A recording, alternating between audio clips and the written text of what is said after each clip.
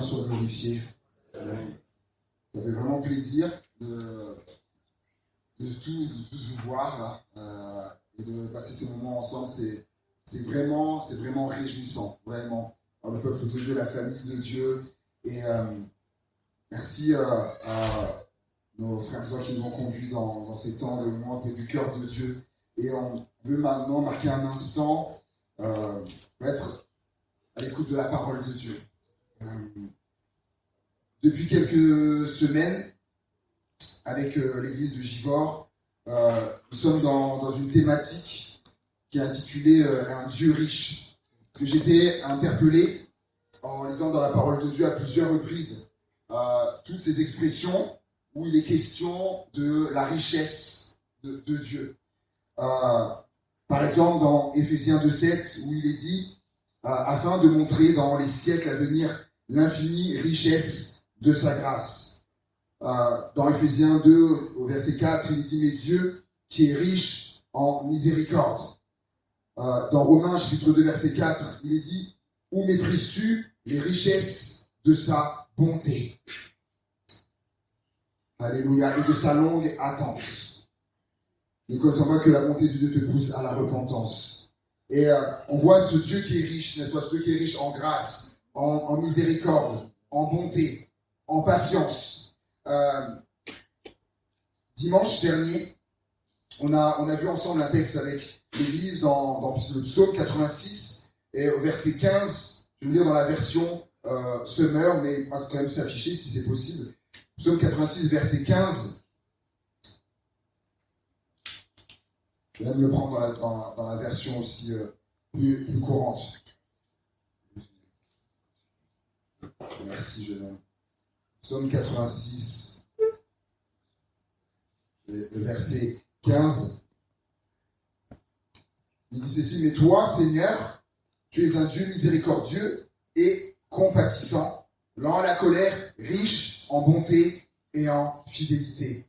Et retenez la fin, riche en bonté et en fidélité. Et dans la version Summer, j'aime beaucoup la version aussi Summer, il est dit, mais toi, Seigneur, tu es un Dieu plein de tendresse.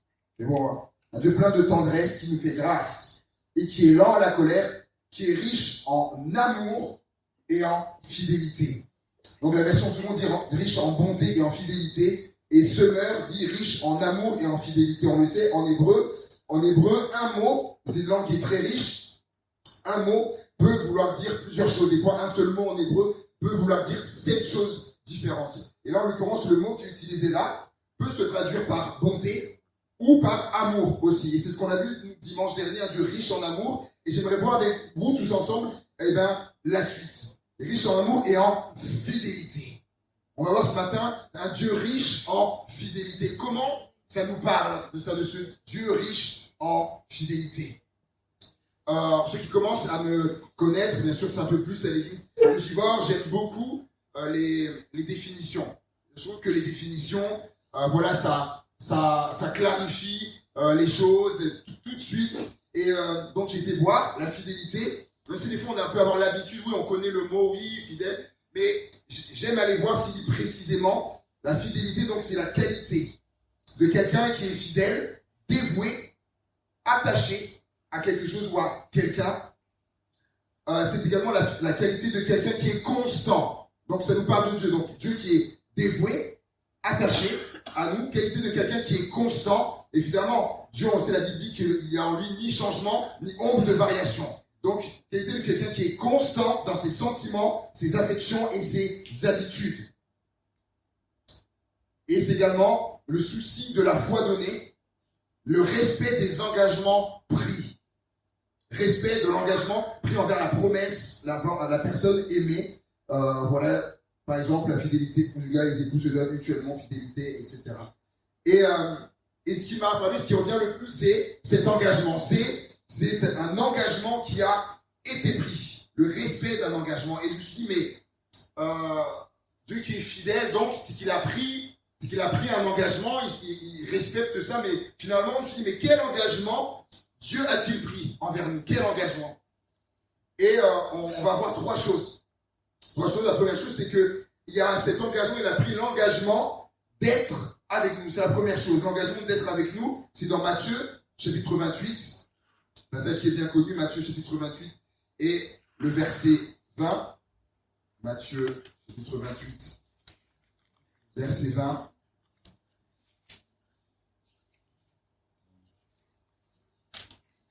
Où il est dit ceci. Et enseignez-leur donc à observer tout ce que je vous ai prescrit. Et voici, je suis avec vous quelques jours jusqu'à la fin du monde. Ah, j'ai fait une réaction. Est-ce que vous avez ça dans vos Bibles aussi? Non. Parce que je suis avec vous 6 jours par semaine. Je suis avec vous quand même 300 jours par an. 300 jours par an, c'est quand même pas mal. Sur 365, c'est pas... Non, évidemment, vous n'avez pas ça. Je suis avec vous tous les jours, jusqu'à la fin du monde. Et je me suis dit, mais quel engagement, n'est-ce pas? D'être avec nous tous les jours jusqu'à la fin du monde. Alors, le contexte premier, lorsque Jésus dit ça, c'est le contexte de la grande mission. Quand il dit allez faites de toutes les nations, verset 19, allez faites de toutes les nations des disciples, les baptisant au nom du Père, du Fils et du Saint-Esprit, et enseignez-leur à observer tout ce que je vous ai prescrit. Et voici, je suis avec vous tous les jours jusqu'à la fin du monde. D'abord, le contexte premier, c'est ça en fait. Jésus s'engage à être avec nous dans la grande évangélisation. Quand vous faites des disciples, je suis avec vous. Quand vous baptisez les gens, je suis avec vous. Quand vous enseignez à mettre en pratique ma parole, je suis avec vous. Mais Jésus est-il avec nous uniquement dans ce cadre-là? Le psaume 23 dit bien, lorsque je traverse la vallée de l'ombre de la mort, je ne crains aucun mal, car quoi? Car tu es avec moi. Car tu es avec moi. Et là, lorsque je traverse la vallée de l'ombre de la mort, ou la vallée des larmes, là, je ne suis pas en train de faire des disciples. Je ne suis pas en train de faire des disciples. Je ne suis pas en train de baptiser les gens. Je ne suis pas en train d'enseigner. Non. Je suis en train de traverser un moment difficile, où même, je peux même pleurer là. Mais la parole me certifie que l'Éternel est mon berger. Et David avait cette révélation, il est mon berger et il est avec moi, il est avec moi. Quand je suis dans la vallée de l'ombre de la mort, la vallée des larmes, quand je suis dans la vallée, il est avec moi, Jésus est avec moi. Quand je suis dans la vallée, mais quand je suis sur la montagne aussi. Vous savez, on prend souvent cette image de la vallée, et la montagne, des fois on image la montagne, c'est les moments glorieux. Voilà, comme Moïse, vous savez, sur la montagne, il a reçu les tables de la loi, etc. Tout ça, voilà. Également, les disciples avec Jésus sur la montagne de la transfiguration. Ils ont eu des choses sur les montagnes lorsqu'on regarde dans la Bible, des moments glorieux. Et lorsque je traverse la vallée de l'ombre de la mort, la vallée des larmes, où je pleure, Jésus est avec moi, et même aussi quand je suis sur la montagne, à vivre des moments glorieux avec nous. Oui, il est avec moi. Il est avec moi aussi. Il est là. Qu'il pleuve, qu'il vente, qu'il neige, ou qu'il fasse soleil, Jésus s'est engagé à être avec nous. Et j'ai mis cette phrase, il s'est engagé avec nous dans toutes les météos de notre vie.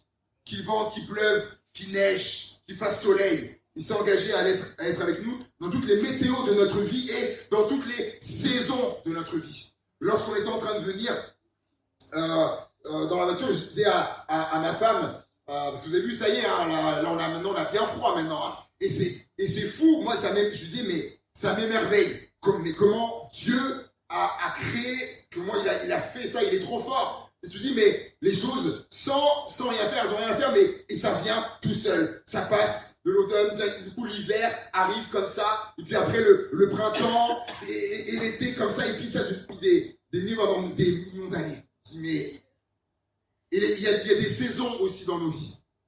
Il y a des saisons dans nos vies, et Jésus s'est engagé à être avec nous dans chaque saison de notre vie. Parce qu'il y a des saisons où c'est comme, il y a la pluie qui est là. Comme il y a des saisons aussi où il y a ce froid. Et ce froid, c'est plus rugueux, c'est plus rude, comme l'hiver.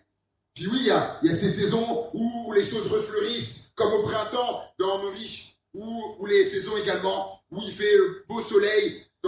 Mais dans chaque saison, Jésus a pris l'engagement d'être avec nous. Et là où il marque sa fidélité. Et il y a quelques temps, donc on était à la pastorale, il y avait le pasteur Fontana qui prêchait et il disait, il s'adresse à des pasteurs, hein, et il disait, vous savez, des fois, il dit, on peut être au top. Il dit, dans le ministère, on se sent comme au top. Et il disait, il ne faut pas oublier que, alors qu'on peut se sentir, comme au top, qu'il peut y avoir un collègue pasteur qui, lui, est écrasé, accablé sous le poids de l'épreuve. Dans le même temps où nous, on est au top, etc., le ministère peut-être des fruits formidables. Un autre collègue qui, lui, dans le même temps, lui est accablé sous le poids écrasé de l'épreuve. J'aimerais dire que l'on soit au top, que l'on se sente au top. Vraiment, Jésus est avec nous, il est avec moi, mais que l'on soit également écrasé, accablé par le poids de l'épreuve, Jésus est avec moi aussi. Que tout aille bien. Parce que des fois, il y a des saisons comme ça dans notre vie où tout va bien. Que tout aille bien. Jésus a pris l'engagement d'être avec moi, mais aussi que tout aille mal. Jésus aussi est avec moi, est avec toi. Comme on dit, qu'on ait le vent en poupe. Vous avez entendu cette expression des fois, avoir le vent en poupe. On est là et le vent derrière nous et waouh, ça souffle et puis waouh, on y va, waouh, c'est génial, il y a des portes qui s'ouvrent, il y a des choses dans nos vies. On a le vent en poupe, oui, qu'on ait le vent en poupe. Oui, ok, Jésus est avec nous. Mais également qu'on fasse face à un vent contraire dans nos vies. Parce que des fois, le vent, il est contraire. Il est contraire, il y a de l'opposition, etc. Ça résiste en face. Et bien même là aussi, Jésus est avec moi. Et il est avec toi. Que tout nous réussisse. Qu'on soit dans un moment, dans une saison où tout nous réussit. Jésus est avec nous. Et d'ailleurs, il se réjouit. Ou que tout aille de travers. Que tout s'effondre. Et bien Jésus n'est pas là à se dire ouh là là, quand il voit dans ta vie là que oh là là, il y a tout qui est en train de s'effondrer. Jésus n'est pas là à dire ouh là là, pour le moment je vais y aller pendant ce moment-là, parce que c'est en train de tourner au vinaigre là dans sa vie, ouh là là, et je reviendrai avec lui, je reviendrai, quand ça ira mieux là, je reviendrai. Non, Jésus c'est pas ça. Même quand tout s'effondre, quand tout va mal, Jésus lui, il reste là avec nous. Ésaïe, chapitre 50, verset 10, nous dit ceci. Quand les montagnes s'éloigneraient, quand les collines chancelleraient, mon amour ne s'éloignera pas de toi. Je répète, il est tellement bon. Ceux qui sont dans la foi depuis longtemps, on le connaît, surconnaît. Il y a même un chant qui a été fait sur ça. Quand les montagnes... Il est tellement beau. Quand les montagnes s'éloigneraient, quand les collines chancelleraient, mon amour ne s'éloignera pas de toi. Et c'est fort parce que quand il dit mon amour ne s'éloignera pas de toi, on pourrait penser à quelque chose qui est extérieur à lui. Mon amour, il ne s'éloignera pas de toi. C'est comme si Dieu serait ailleurs, mais mon amour, t'inquiète pas, mon amour, il sera avec toi. La Bible dit que Dieu est amour. Il est l'amour. Donc quand il dit mon amour ne s'éloignera pas de toi, Dieu est en train de nous dire je ne m'éloignerai pas de toi. Même lorsque les montagnes s'éloigneraient, les collines chancelleraient, c'est ça, chanceler, c'est quoi? Je suis allé voir également, chanceler, c'est ce qui, comme ça, bascule, penche, et ce qui est sur le point de chavirer ou de tomber. Et des fois dans nos vies, il y a ça. Et Dieu dit, même quand c'est comme ça dans ta vie, je ne m'éloignerai pas de toi. Tu vois? Parce qu'il est fidèle. Parce qu'il est riche en fidélité. Et quand les montagnes s'éloigneraient, je ne sais pas si certains l'ont vécu, mais je connais des gens qui, à un moment donné, dans leur vie, justement, quand ça tournait au vinaigre, je connais quelqu'un, par exemple, une amie, une amie de ma mère. Les gens, quand ça tourne au vinaigre, c'est bizarre, mais il y a des gens qui commencent à s'éloigner. Des gens qui étaient là, par intérêt ou non, et des gens qui commencent à s'éloigner. Job, il a vécu, relisez Job, vous allez voir. Alors c'est lui qui était riche aujourd'hui, on le considérait aujourd'hui, Job, ce serait un multimillionnaire. Par rapport à ce qu'il avait, aujourd'hui ce serait un multimillionnaire. Et quand il a tout perdu, tous ses biens, là, lisez ce qu'il va dire. Les amis, certains qui étaient là autour de lui, disent ceux que j'aidais, ceux pour qui j'étais, etc. Dit, tout le monde est parti, le vide complet autour de lui. Il y a une amie de ma mère, lorsque, avec son épout, ils avaient une bonne situation, ils avaient des moyens. Et à un moment donné, et pendant ce temps-là, c'était très fastueux, quoi. Il y avait des soirées, toutes sortes de choses, tout ça, ils invitaient les gens. Alors là, il y avait du monde autour d'eux, il y avait du monde. D'ailleurs, souvent, c'est eux qui ils payaient pour tout le monde, etc. Il y avait le champagne, ceci, cela. Et en fait, ce qui s'est passé, c'est qu'à un moment donné, ils ont commencé à avoir des problèmes d'argent. Et puis, c'est difficile. Et puis, comme avant, elle a pris son téléphone, et tu as besoin de soutien dans ces moments-là. Et elle prenait le téléphone comme avant pour appeler les personnes qui gravitaient autour d'eux, pour avoir un peu de soutien à l'appeler. Et c'est ma mère qui me raconte ça. Elle me dit, et lorsqu'elle appelait, ça décrochait plus au téléphone. Elle appelait une personne, deuxième personne. Le téléphone, ça sonne, ça répond pas. Une autre personne, ça répondait plus au téléphone. Alors qu'avant, lorsqu'elle appelait, ça décrochait tout de suite.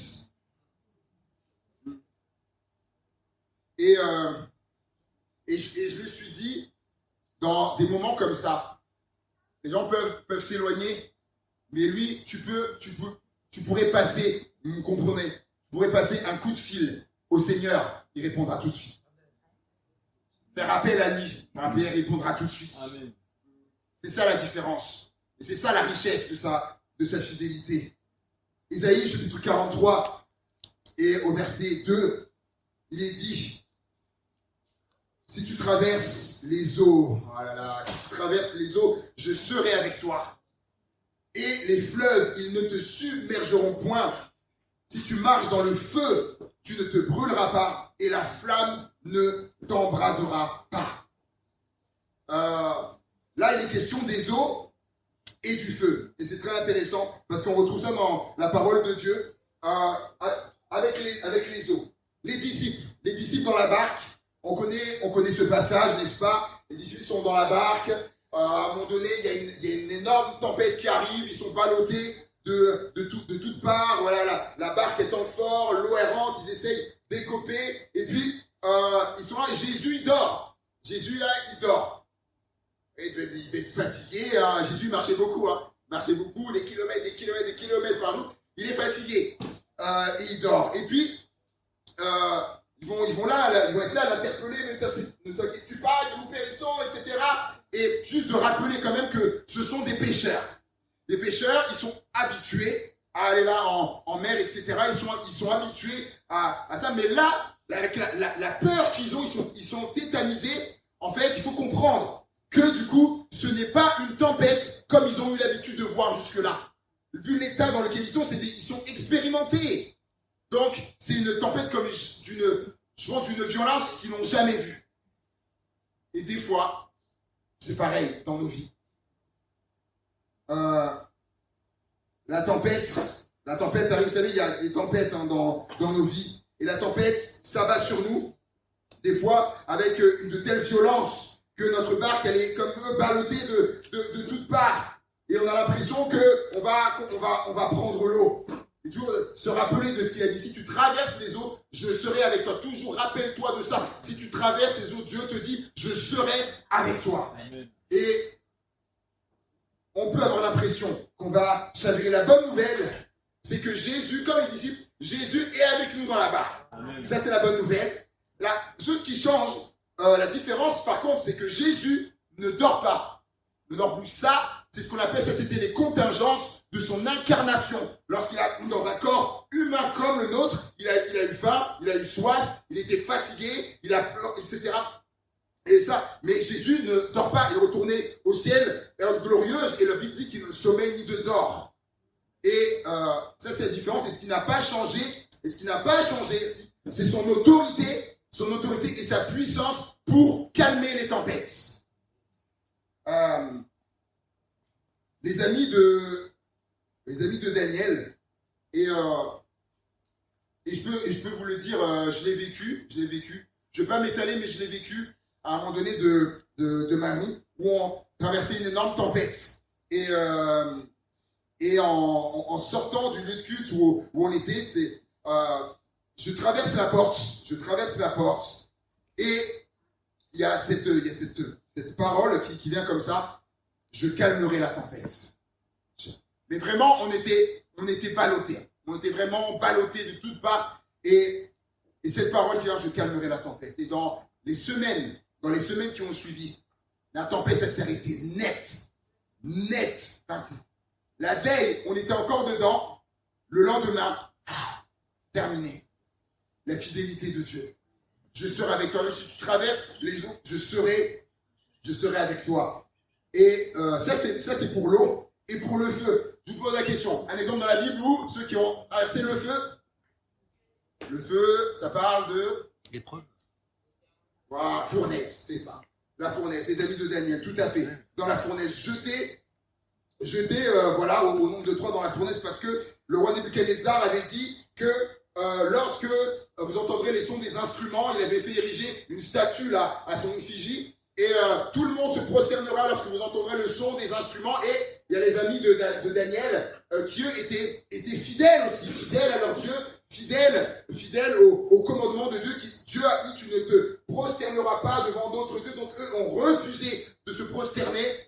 Conséquence, jetés dans la fournaise, chauffés 7 fois plus que d'ordinaire. Et à un moment donné, ceux qui étaient là autour voir le roi et dire: mais qu'est-ce qui se passe? Il dit: mais on les a jetés dans le feu.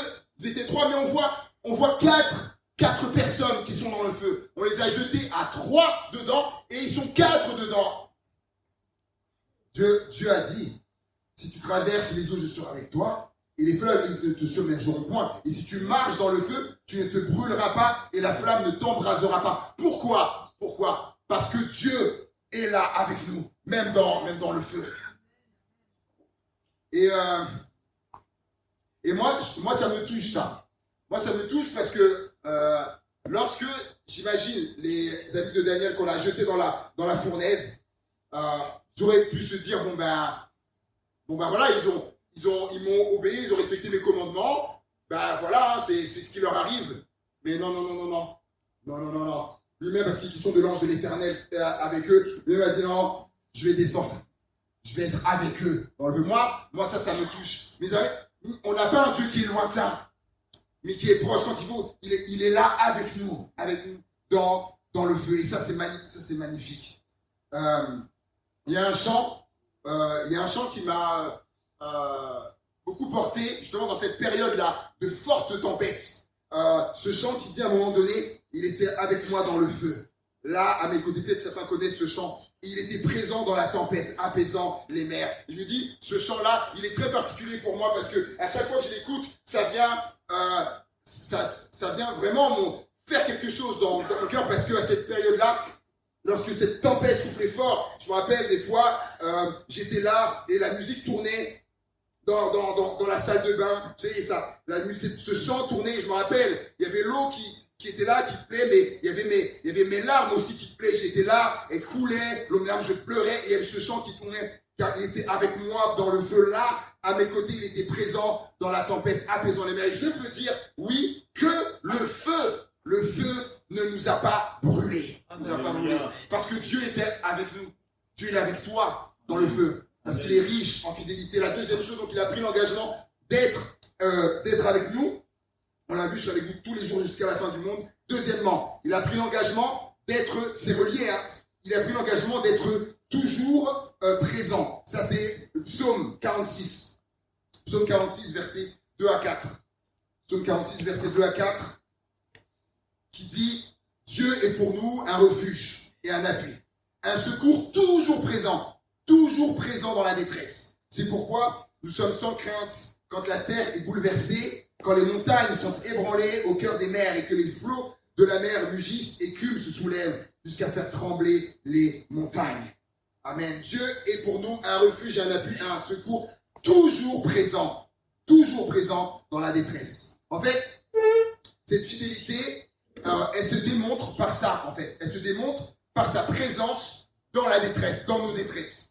Parce qu'il peut dans nos vies il peut nous arriver le pire, notre vie peut basculer, on peut tout perdre. Mais lui sera toujours présent. Il a pris l'engagement, en fait. Il a pris l'engagement d'être toujours présent, quoi qu'il nous arrive. Et il y a une image qui m'est venue. Au départ, je ne savais pas pourquoi je vais vous dire, j'ai hésité. Au départ, j'ai hésité, je me disais, mais... Et puis ça ne partait pas de mon esprit. Donc je me suis dit, bon, c'est qu'il faut que je le dise. Si je vous demande, je pose la question, un animal qui est caractérisé par la fidélité, vous me répondez quoi? Plus fort, s'il vous plaît. Le chien. Vous voyez? Unanime. J'ai pas entendu autre chose. Hein. Tout le monde a dit le chien. Pourquoi on répond le chien? Pourquoi?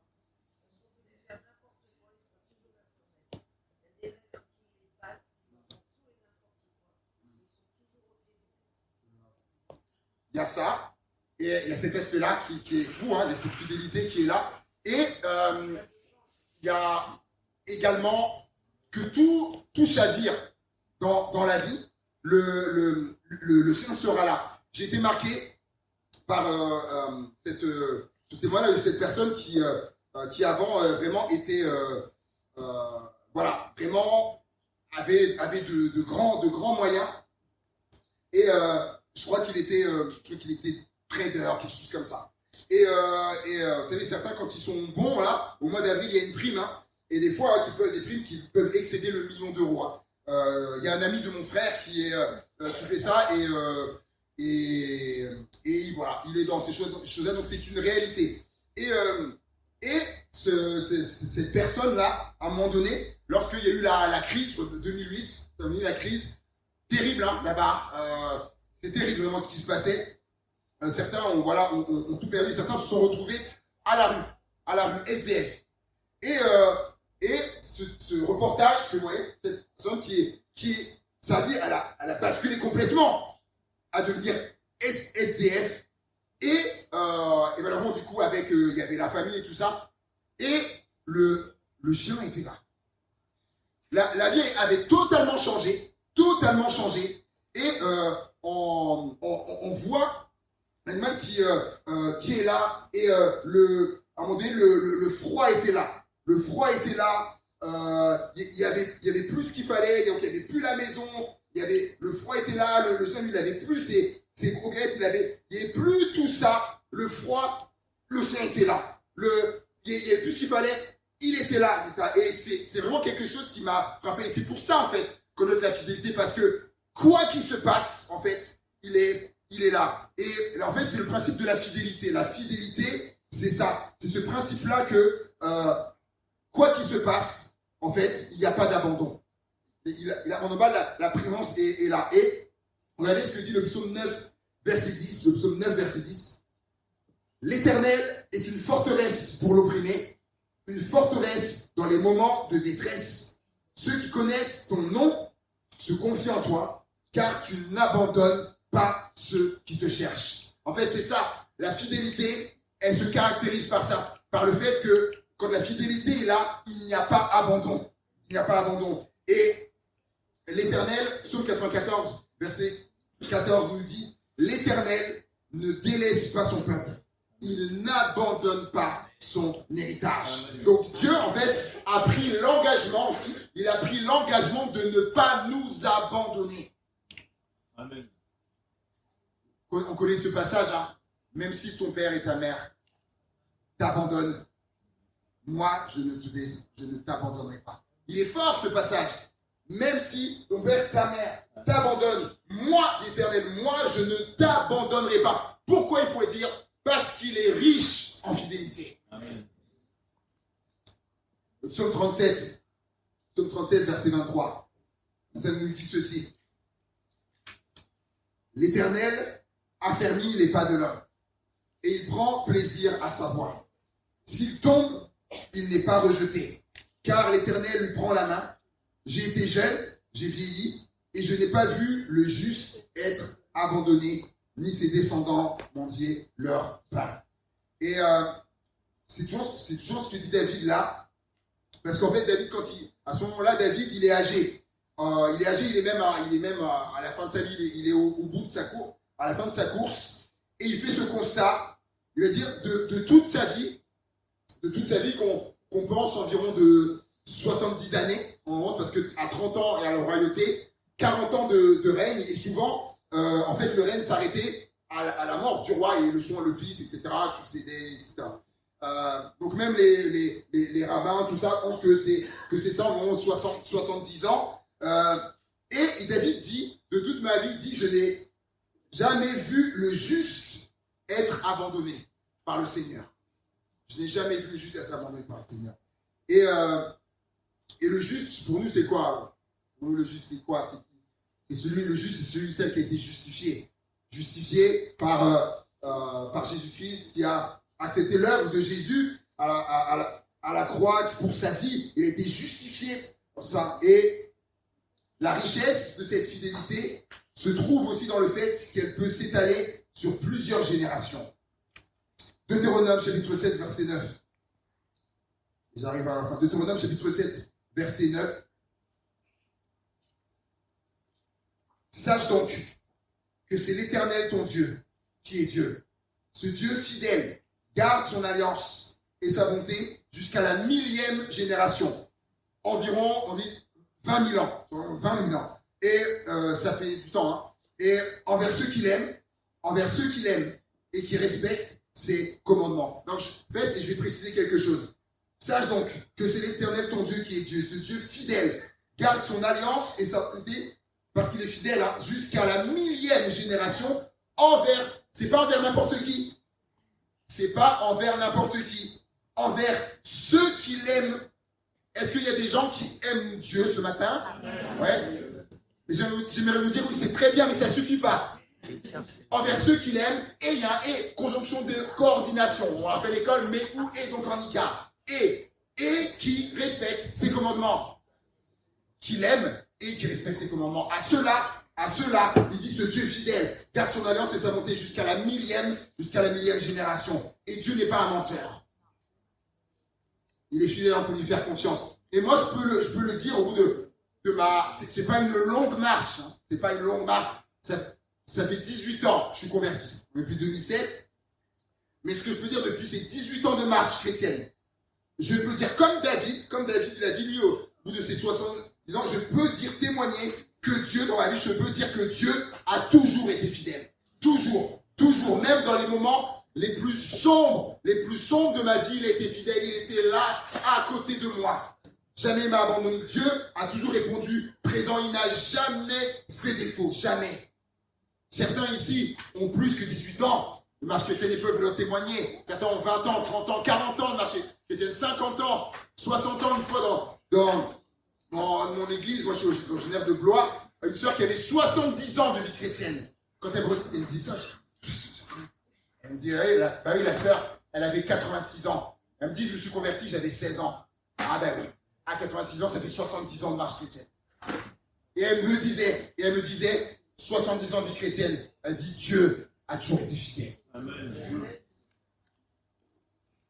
Il a pris l'engagement, donc comme j'ai dit 3 choses, il a pris l'engagement d'être avec nous, l'engagement d'être toujours présent et l'engagement de ne jamais nous abandonner. Mais est-ce étonnant, Ézéchiel 16:8 nous dit de nouveau, je suis passé près de toi et j'ai vu que tu avais atteint l'âge de la mort. Alors, j'ai étendu mon manteau sur toi pour en couvrir ta nudité et je t'ai promis fidélité et j'ai conclu une alliance avec toi. C'est ainsi que tu fus à moi, je l'affirme moi, le Seigneur Dieu.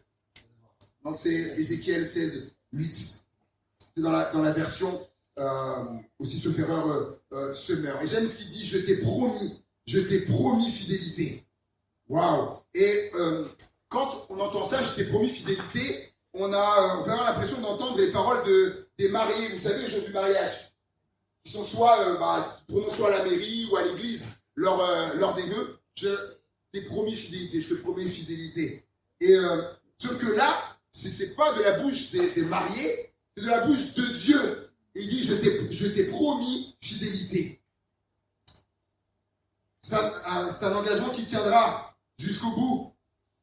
Car lui a pris l'engagement d'être fidèle. Et il va le respecter. Rappelez-vous, la définition de la fidélité, c'est le respect des engagements pris. Donc, il a pris cet engagement et il va le respecter. Pourquoi? Parce que Dieu ne peut pas renier qui il est. Il faut comprendre que la fidélité, c'est sa nature, en fait. Il ne peut pas se renier comme la Bible dit que est-ce qu'un Éthiopien peut changer la couleur de sa peau? Et quand je reméditais ce matin sur moi, je me disais, mais moi, ma couleur de peau, là, je ne peux pas dire à un moment donné, j'ai la couleur d'un caucasien, quoi. Je suis, ben non, j'ai la couleur que je ne peux pas me renier même dans mes origines.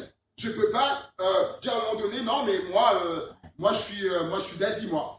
Moi, je suis du Japon. Ben non, ça marche pas. Les gens, ils vont pas me voir. Je peux pas me renier. Dieu ne peut pas se renier. C'est sa nature, en fait. La fidélité, c'est sa nature. C'est sa nature. Dieu est fidèle. Et il termine avec ça. Le psaume 89, verset 3 dans la version parole de vie. Parole de vie. Qui dit, oui, je le dis. Ton amour existe pour toujours et ta fidélité est fixée solidement dans le ciel. Wow. Je relis la version parole de vie. Psaume 89, verset 3. Oui, je le dis. Ton amour existe pour toujours et ta fidélité est fixée solidement dans le ciel. Wow. Donc, allez-y, il faut y aller pour aller déloger la fidélité de Dieu qui est solidement fixée dans le ciel. Et là, on ne peut pas, en fait, c'est déjà ça. Fidélité, elle est là, c'est du solide. C'est du solide. Et c'est avec ça que je voulais vous encourager ce matin. Vous encourager qu'on a un Dieu qui est riche en fidélité.